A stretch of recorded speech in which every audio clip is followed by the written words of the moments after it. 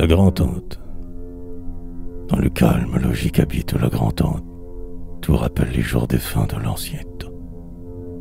Le court au puits sonore et la vieille servante, les miroirs ternis qui datent de 100 ans.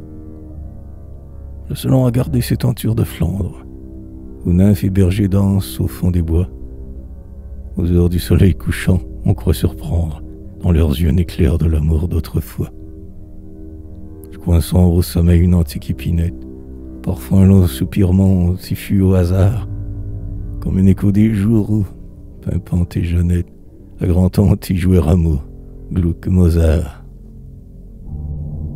Un meuble en bois de rose est au fond de la chambre. Des tiroirs adorants cachent plus d'un trésor. Bonbonnières, flacons, sachets d'iris et d'ambre, d'où le souffle d'un siècle éteint s'exhale encore. Un livre est seul parmi ces reliques fanées, et sous le papier mince et noirci d'un feuillet, une fleur sèche y dort depuis 60 années.